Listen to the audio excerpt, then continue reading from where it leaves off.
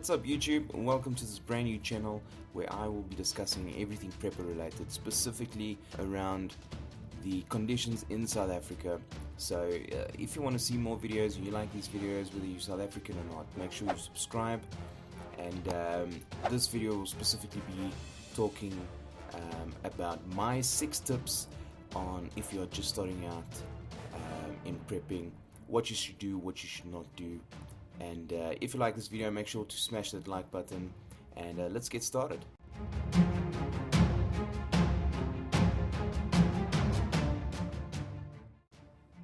So at number 1, know where to start. So what are you prepping for? This is important to know. Are you prepping for a grid collapse or Eskom load shedding, civil unrest due to mass protests, hyperinflation like we see in Zimbabwe, or civil war, uncontrolled xenophobic attacks that's been happening in the last 2 or 3 years? So when we start out prepping, we tend to go out and a bit overboard without really considering our specific circumstances and what we would need to be prepared. So don't just start buying gimmick survival goods. The reality is that you are more and most probably in a more urban area and will not necessarily find yourself somewhere bugging out in the bush.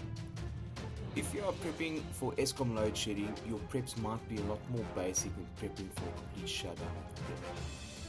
You will not be creating a bug-out bag with outdoor survival equipment. If you get home and find that there won't be electricity for the next 4 hours, you will grab a ready meal out of your pantry and warm it up on a small portable gas stove. Make sure you get out your candles, some flashlights, and whatever basic items you need until the power is restored. However, if you are prepping for a complete grid collapse, you will be prepping for a lot longer period in terms of food, water, medical supplies, and communication. You still might not need to have any outdoor survival goods and will concentrate on general ways to be self-reliant for at least 6 to 12 months. The point is, before you start spending money, make sure you understand what you are prepping for. Do your due diligence and be realistic with your preps.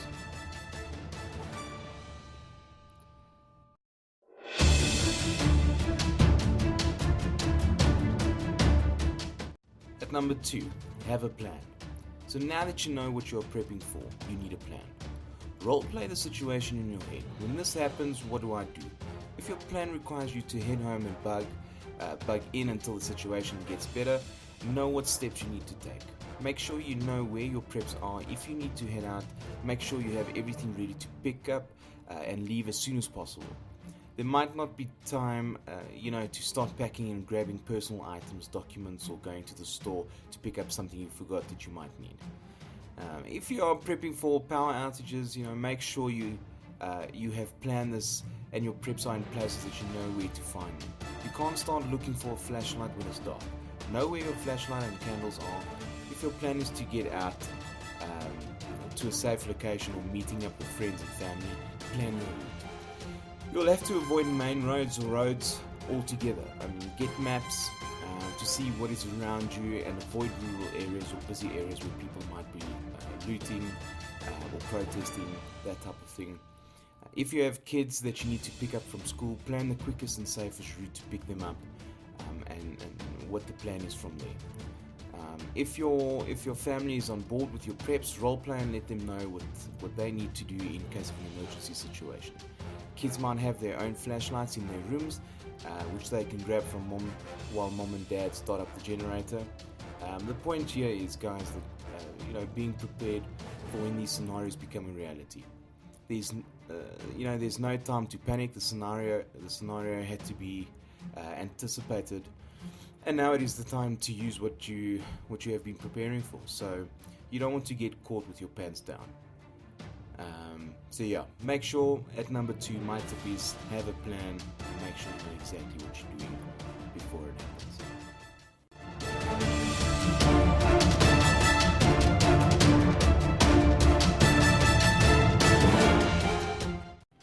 Number 3, supplies. Once you know what you are prepping for and what your plan is, make sure your preps are relevant to your situation and calculate how long your preps will need to last. So basic preps you have is food, clean water, sanitary items, medical supplies. these are the bare basics, and we're not going to get into too much detail. But it doesn't really matter what type of scenario you're planning for. Those are your basic preps that you have to look at all the time. So if you're preparing to store these items to last you over a long period of time, you need to make sure that you create a basic meal plan and calculate how many calories you are prepping for per day and how many calories your food storage provides you with. This will then give you a good indicator on the quantity you need to be storing. For example, an average adult needs around 2,000 calories and 3 liters of water per day. Store foods with long shelf lives and that are high in calories. Make sure your meals are made up of the 3 primary macros, which are carbs, proteins, and fats. You can do some more research about that, and we're not going to get into detail. Again, depending on your situation, you might have a larger homestead and the ability to grow your own fruits and vegetables. Get protein from a chicken coop and eggs and poultry, and you will probably invest and do more research in dehydrating your vegetables and pressure canning, etc. You might also have access to a well or a borehole, so you will be more focused on water purification, storing diesel for the pumps, etc. The same goes for medical supplies. If you are prepping for Eskom load shedding, why would you need to keep a tourniquet? Even though a tourniquet is a good emergency item to have, the chances of you getting shot during load shedding is way less likely to happen than you needing a lighter to start a braai. So keep medical supplies that you are more likely to need according to your needs and situation.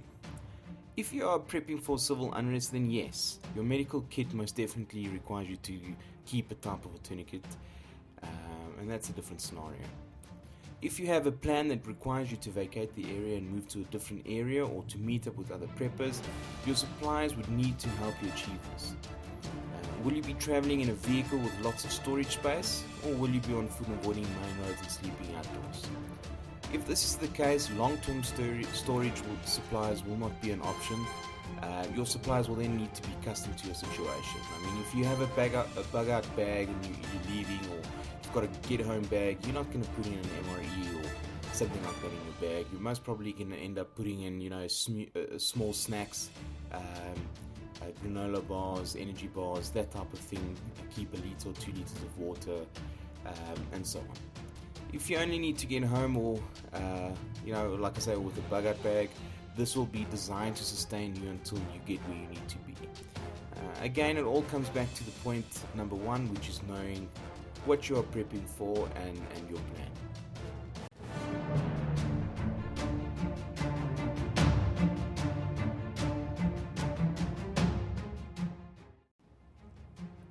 Number 4, keep it basic and simple. If you're going to light a fire to braai meat on a grill, for instance under Eskom load shedding, and the power's going to be 8 for 4 hours or 6 hours or whatever, why are you going to try and light your fire with a ferro rod? You can buy large quantities of big lighters that are good to use and last a long time if you store them properly. Even if you are planning to bug out for a few days, you are not MacGyver. Carry a few lighters, waterproof matches, etc. A ferro rod should be a backup item in extreme conditions. I know, especially some of the guys that start out with prepping and bug-out bags and EDC, that type of thing, we tend to go out for ferro rods because it looks cool and it's fun to use. But the reality is, stick to something that is simple, lightweight, and cheap. Flashlights and batteries. Try and keep to standards such as AA or AAA batteries. They are cheap enough to hoard, and most items use these size batteries. If the grid goes down, it is going to be a nightmare to try and recharge all of your special batteries for your 50,000 lumen flashlight. Keep this in mind. You get high quality flashlights that use standard size batteries. Make sure your headlamp, flashlights, portable radio, GPS, etc. use similar size batteries. This just makes sense. And it's going to make things a whole lot easier and less expensive, especially if you need to start buying specialized size batteries for multiple places. Food preps, don't concentrate on special MREs. There are a lot of alternative foods that have a long shelf life and are less expensive that you can keep. Stick to the foods that you eat on a daily basis as well. If you start to keep foods for longer periods, you will have to rotate them and use them before they go bad. So if you're going to be storing foods that you don't eat on a regular basis, and it's not an emergency situation, you're going to end up not eating these foods and they're going to go bad. You're going to throw them away, wasting a massive amount of money. So canned ready meals, I mean, they are great, they taste good, you can buy them in bulk for cheap. It's a lot less effort opening and heating up the canned foods than trying to cook on a small basic gas stove or on a fire outside. If you cannot carry canned foods, make up your own ready-eat vacuum-sealed bags that contain dehydrated vegetables, spices, noodles, and you just add boiling water to. This is a great idea. You can make up these little bags, put in your ramen noodles and some dehydrated vegetables, mushroom, potato, all of that, spices, even some soup mix, and seal this up with your own little vacuum sealer. Keep this in your bag. So if you can boil water wherever you are, it's a quick, easy meal that's going to get you going. So yeah, there are plenty of videos on YouTube that go into more detail on this, so make sure you do your research before you start buying and spending lots of money.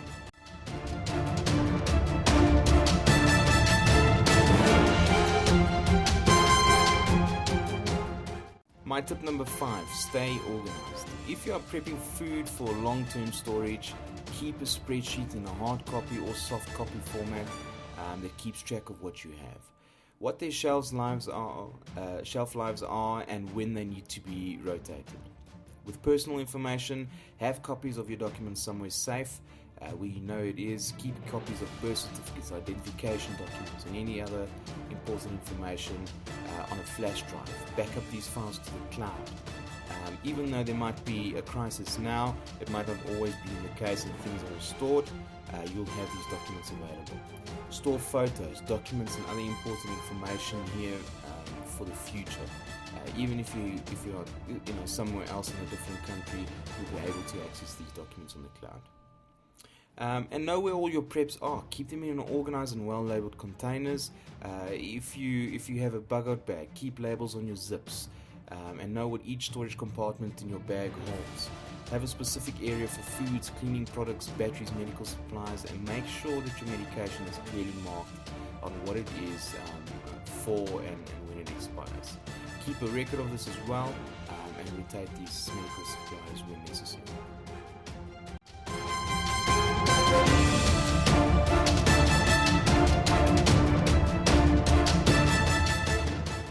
Tip number 6, communication. No matter what scenario you are prepping for, it is vital to have a way of communicating with outsiders in the case of emergency. So whether you are prepping for basic power outages, once the network towers are offline, you will have no cell phone service, which means no way of calling for help. Emergency services, or in a more extreme scenario, letting others know where you are if you are bugging out. So keep a good quality ham radio with spare batteries. Again, make sure you get a radio that has same size batteries, AA, AAA, and make sure you know what distance it will reach. If you will be leaving or traveling to a specific area or bug out location or friends or family, get a satellite GPS device, and again, keep the battery stable. You might want to keep a large power bank with some solar charging capability to charge your cell phone and GPS as well. A good item to have is a small battery operated radio to keep track of what is happening around you. Is the situation getting better or worse? This will keep you in contact with the outside world and knowing the next move if it's necessary. So yeah, guys, that's my 6 basic tips for if you're starting out. And maybe I mentioned something if you have been a prepper for a while, to reconsider and go through your bags and your stuff, and to make sure that your preps do make sense. I hope you found this video helpful. Again, if you like this video, smash the like button, please subscribe to the channel, and leave some comments. I like reading comments on other channels, similar channels, to give us ideas. And again, this whole purpose of this channel is to cater specifically to South African conditions, and let's help each other, and yeah, save prepping.